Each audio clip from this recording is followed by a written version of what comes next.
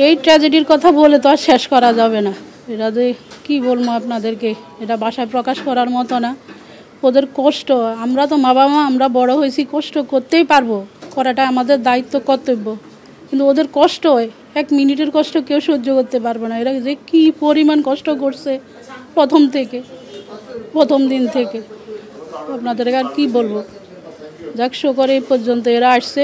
২৫ তারিখ তো আমি যখন স্কুলের মেন গেটে ঢুকবো তখন আমি আওয়াজটা পাই। আওয়াজ পেয়ে দৌড়াই গেলাম, দেখি যে আমার মেয়েরা প্রতিদিন যেখানে দাঁড়ায় থাকে সেখানে ধাউ ধাউ করে আগুন জ্বলতেছে, টিনের চালের উপর দিয়ে ধোঁয়া চলতে, কালো ধোঁয়া। এরপরে তো আমি চতুর্দিকে ছুটাছুটি করতেছি, আমার আর হুঁশ ছিল না। আমি কোথায় বসছি, মোবাইলে ওদেরকে পাচ্ছি না, মোবাইল দিয়ে কল দিব আমার ওই সেন্স ছিল না। আমি ফ্লাইট মোড করে বসে রয়েছি, কেউ আমাকেও পায় না, আমিও কাউকে পাই না। ওরা তো আমার আত্মীয় স্বজন ভাবতেছে আমিও নাই। যাক, অবশেষে অনেক খোঁজাখুঁজি, কি বলবো, প্রায় ১-১.৫ ঘন্টা খোঁজাখুঁজির পরে আমার বড় মেয়ের সাথে কন্ট্যাক্ট হয়। বড় মেয়ে বলতেছে আমু বাংলাদেশ মেডিকেলে আসো, ওরা ওখানে আছে। পরে আমাকে আমার বড় ভাইয়ের বউ বাংলাদেশ মেডিকেলে নিয়ে যায়, দেখি যে ওখানে ওরা নাই। ওখান থেকে আমার আত্মীয় ওদেরকে বাণী ইউনিটে একজনকে আনে, সাইবাকে আনে। পরে আমরা গাড়ি করে এখানে আসলাম। সাইবাকে দেখার পরে ওরা ছিল চট্টগ্রামে, ও ইমার্জেন্সি ফ্লাইটে করে আসতেছে। ওর বন্ধুদেরকে বলছে ওরা আসছে, আসি খোঁজাখুঁজি করে দেখে যে সায়রাও এখানে আছে। সাইমাকে পাওয়ার পরে সায়রাকে পাওয়া গেছে। ইমার্জেন্সিতে ওদের ড্রেসিং ব্যান্ডেজ চলতেছে। এরপরে তো আমরা আসি উপরে। ওরা ৭ তলায় ছিল, SDOতে দুজনে। ওদেরকে সাইমাকে আনছে, স্কুল থেকে কে আনছে আমি জানি না, কিন্তু বাংলাদেশ মেডিকেল থেকে আমার বড় মেয়ে চাচা শ্বশুর ইসমাইল ভাই, ওনার নাম, উনি আনছে। আর সায়রাকে কে আনছে আমরা জানি না, বলতে পারবো না।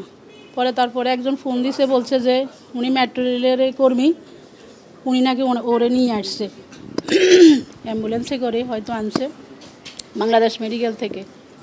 স্কুল থেকে আনছে এক টিচার, পরে খবর পাইছি স্কুল থেকে এক টিচারে বাংলাদেশ মেডিকেলে আনছে। বাংলাদেশ মেডিকেল থেকে এখানে অ্যাম্বুলেন্সে করে কার সাথে আসছে আমরা বলতে পারবো না। এখানে আসার পরে ওরে পাওয়া গেছে আর কি।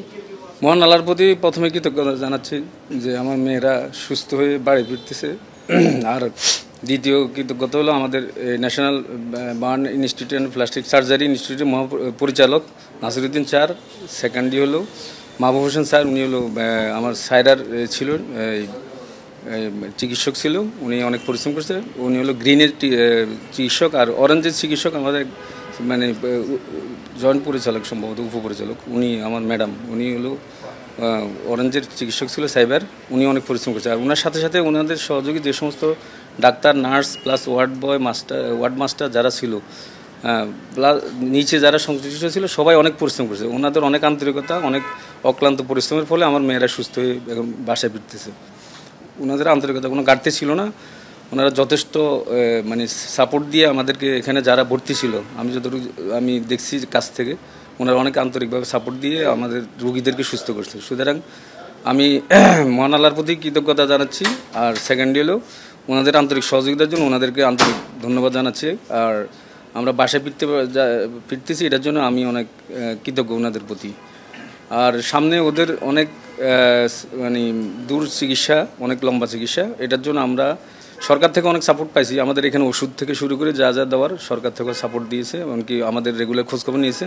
প্লাস স্কুল কর্তৃপক্ষও আমাদের খোঁজখবর নিয়েছে, রেগুলার আসছে আমাদের বাচ্চাদেরকে মানসিক সাপোর্ট দেওয়ার জন্য যা যা করার করছে।